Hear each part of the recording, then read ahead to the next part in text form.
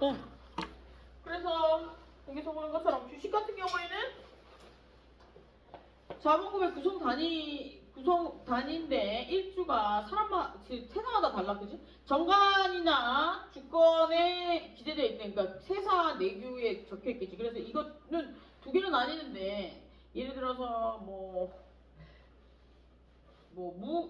액면 그 가격이 정해져 있는 것도 있고 안 정해져 있는 것도 있고 그래. 그건 뒤에 나오니까 보고. 그래서 여기서 보는 것처럼 첫째 주식은 자본금의 구성도 아니고 두 번째 주식은 주식회사 주주가 회사에 관해서 가지는 권리야. 일주는 한 표야. 그지? 쉽게 이야기하면 권리야. 그래서 주주권을 의미하기도 해. 그래서 일주를 가지고 있는 사람은 한 표를 행사할 수 있고 2주를 가진 사람은 두 표를 행사할 수 있잖아. 그럼 어떻게 하면 돼?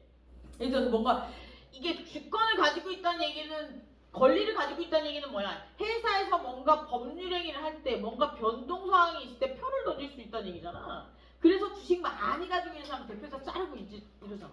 그지? 일주에 한 표야. 쉽게 얘기하면 일주에 한 표.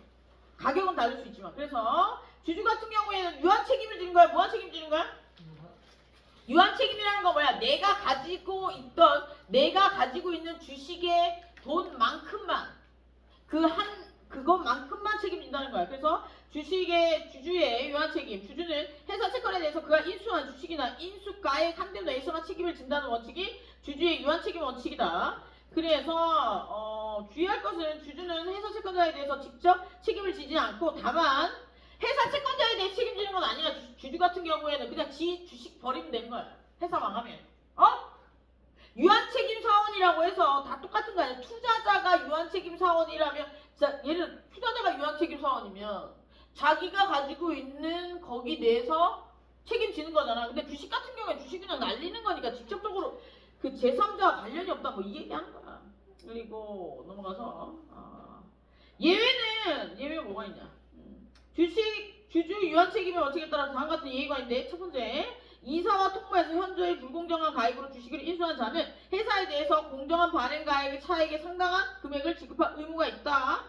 그래서 발행가액과 차액에 상당한 금액을 지급할 의무가 있다.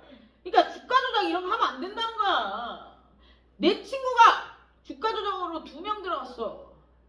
엄청난 신문에 나와 있는 그 미친 거지.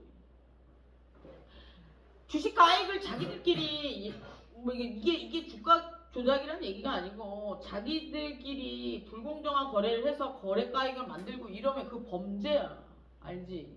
그럼 그게 왜 범죄야? 자기들끼리만 하면 상관없는데 제3자가 관여가 되잖아. 제3자의 재산에 불법한 행위를 한 거잖아. 그지? 그렇기 때문에 그거는 진짜 징역 가. 그거는 업무상 배임이나 횡령일 때 6년 이상 가.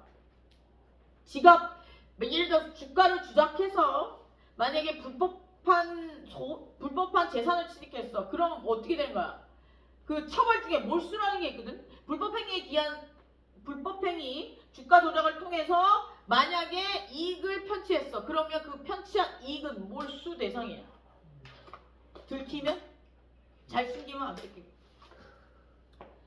숨길 수 있나? 숨기는 애들이 있긴 하더라. 대단하다, 그지? 그렇게 해가지고 그거 다 먹고 배 터질 거야. 니들은 하지 마.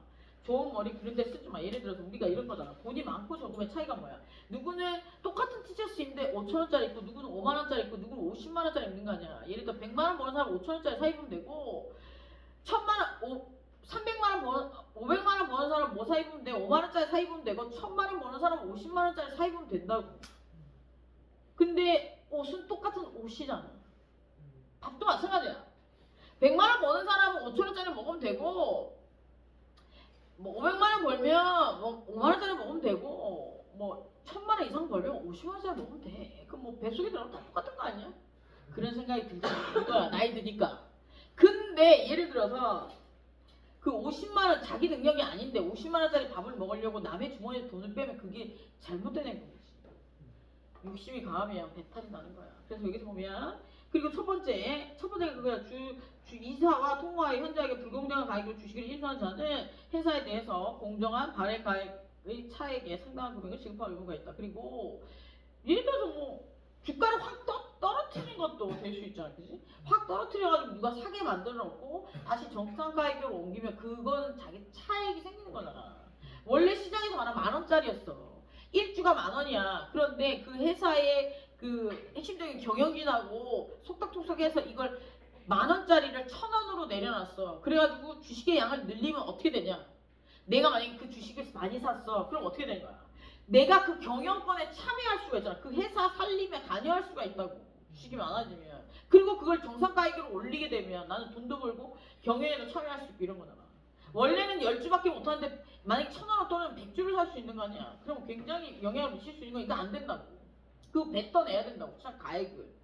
그리고 이제 둘째, 국세기본법상 가정주주는 제2차 납세 의무가 인정된다. 그리고 주주는 개별적인 동의가 있는 경우에 주주가 회사의 채무를 직접 부담할 수 있다.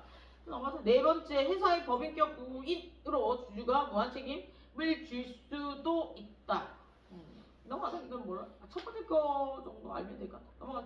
그리고 이제 여기 주식회사의 설립. 주식회사의 설립은 설립 절차가 있는데 주식회사의 설립은 두 개로 나뉠 수 있대. 크게 실제로 형성 절차인 형성 절차와 그리고 법인격 취득을 위한 등기 절차 두 가지가 있는.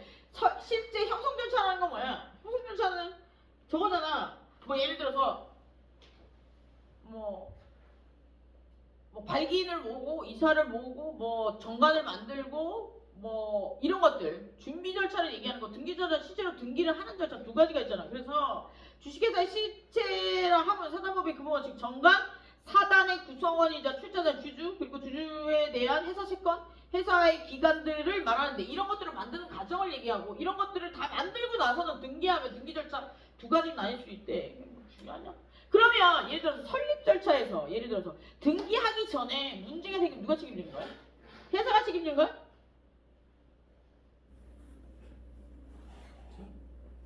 누가 책임지는 거야? 야, 권리 아직 취득 안 했잖아. 그러니까 아직 그 부분에 대해서는 책임을 질 수가 없는 거지. 그러면 예를 들어서 이건 어때? 준비 중에 이건 회사를 차리는 거야. 상법상 회사를 차리는 건데 준비 중에 문제가 생겼어. 그럼 회사가 책임지는 건 아니야. 뭐가 무슨 법이 적인데? 민법이 적인데 상법이 적인데? 준비 중에 야이씨 앞에서 외웠잖아. 상법이 적용되잖아. 상법이 적용되는데 예를 들어서 그 회사가 책임지는 건 아니라고. 회사가 아직 권리 능력을 취득하진 않았잖아. 상법이 적용되는 거하고 민법이 적용되는 거의 차이점 뭐야? 채권의 소멸시효 뭐 이런 것도 좀 있잖아. 법이 다른 거 그거 적용된다는 거야. 오케이? 봅시다. 설립 과정에 첫 번째로 필요한 사람 누구야? 발기인. 그래서 회사가 실질적으로 회사 설립 사무를 실제로 담당하는 자를 얘기하는데 법적으로 발기인이라고 하면 누굴 얘기하는 거야? 정관의 발기인이라고 정해져 있대. 정해져 있대.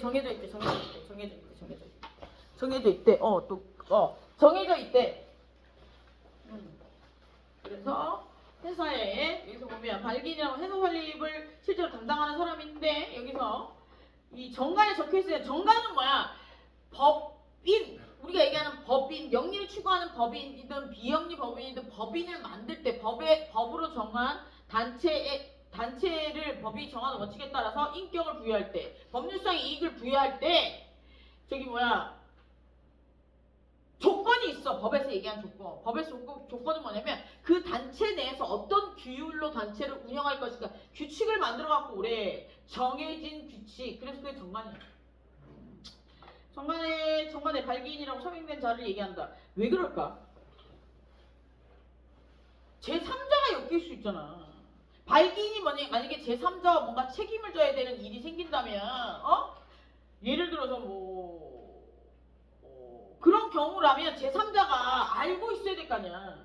얘가 발기인인지 누군지 모르잖아. 그런 것들 어디서 확인할 정관에서 확인할 수 있잖아. 그래서 발기인이라고 하면 여기서 발기인이라고 하면 정관에 기명란에 사인한 사람 얘기한다. 그래서 정관에 기명란에 한 이상 실제로 설립 기회에 참여하지 않더라도 발기인으로 책임을 진대잖아. 이 책임 뭐야? 제3자와 뭔가 엮였을 경우에 책임을 져야 되는 거야. 제3자는 정관에 발기인이라고 적혀 있으면 믿고 하는 거잖아. 정관에 이사라고 적혀 있으면 그 사람 믿고 거래하는 거잖아. 그지? 그 사람이 실제로 이사이든 발기인이든 상관없이 제3자는 뭘 보고 하는 거야? 정관을 알아가지고 그 사람이 거래를 하고 뭘 하는 거잖아. 그렇기 때문에 그 발기인이라고 만약에 설명했으면 그 발기인으로서 그 책임을 져야 된다는 거죠. 뭔가 책임이 발생한다면. 그래서 쭉 넘어가서 1인 회사 잠시만.